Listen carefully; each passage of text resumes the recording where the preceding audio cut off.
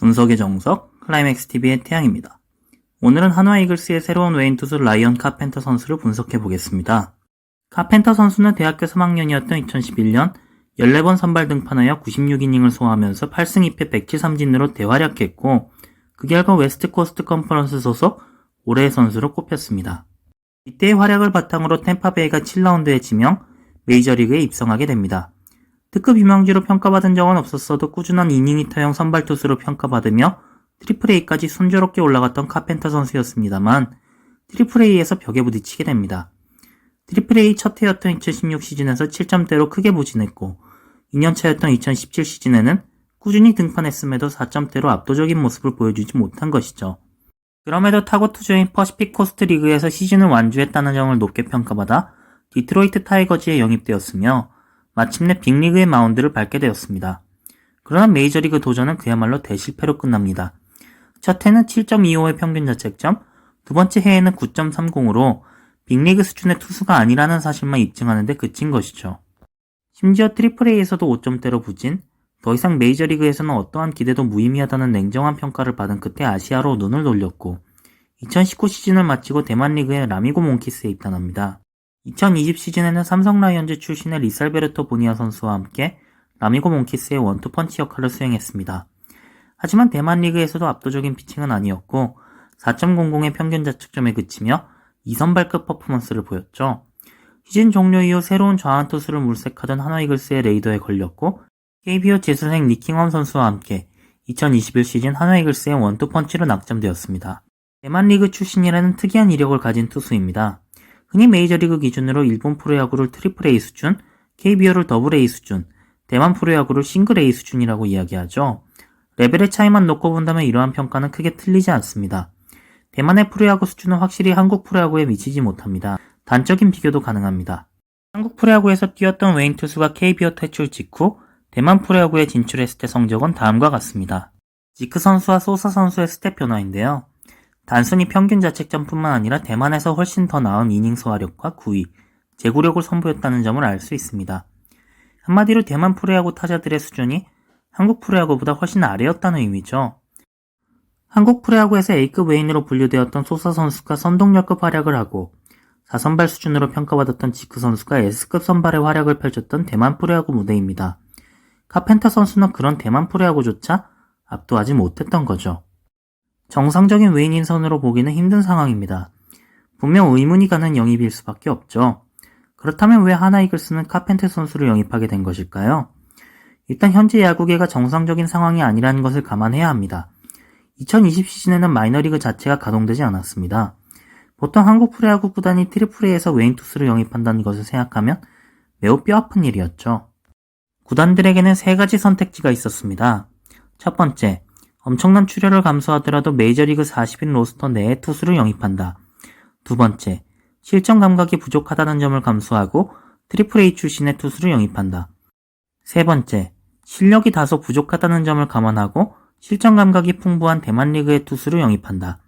일단 예산 자체가 많이 주어지지 않은 한화 이글스였기에 첫 번째 선택지는 없는 것이나 마찬가지였습니다. 그리고 두 번째 선택지는 너무 위험했죠. 실전 감각 부족이 혹시나 부상으로 이어지게 될 경우 외인 없이 시즌을 치르는 악몽이 되풀이될 수도 있기 때문입니다. 결국 한화 이글스는 가장 안전한 선택지를 한 셈입니다. 다만 안전하지만 그만큼 로우 리스크 로우 리턴의 결정이었던 것이죠. 본격적으로 선수 분석에 들어가면 포심 패스트볼과 투심, 체인지업과 슬라이더, 커브를 두루 던지는 5피치 유형의 투수입니다. 평균 144km에서 최고 150km의 빠른 공을 던지고 우타자와 좌타자 모두에게 슬라이더를 결정구로 사용합니다. 트리플 A 통산 9이닝당 볼넷은 2.6으로 낮은 편으로 스트라이크 존 안에 공을 넣을 줄 아는 투수라는 평가를 받았습니다. 문제는 존 안에 공을 넣을 줄은 알지만 칼날 제구력과는 거리가 멀어서 볼넷을 주지 않는 대신 그만큼 맞아서 주자를 내보내는 유형이라는 점입니다. 실제로 트리플 A 통산 9이닝당 피안타는 10.4개, WHIP는 1.447에 달했습니다. 트리플 A 통산 9이닝당 피홈런도 1.3개로 상당히 많은 편에 속했고요. 제구는 그럭저럭 괜찮지만 타자를 압도할 만한 투수가 없고 구위가 약해서 던지는 족족 맞아나가는 타입이라는 의미입니다. 한국보다 한 수 아래로 알려진 대만 프로야구에서도 이는 크게 달라지지 않았습니다. 10.4의 높은 9이닝당 피안타와 1.360이라는 높은 이닝당 피출루를 기록한 것이죠. 대만에서는 그럭저럭 괜찮은 위기관리 능력으로 4.00의 평균 자책점을 기록했지만 한국 프로야구에서는 장밋빛 미래를 기대하기는 힘들다고 볼 수 있습니다. 본인도 자신의 약한 부위를 알고 있기 때문에 포심 페스티벌보다 슬라이더를 더 많이 던질 만큼 변칙적인 투구로 일관하는 등 약점을 극복하기 위한 노력이 엿보입니다.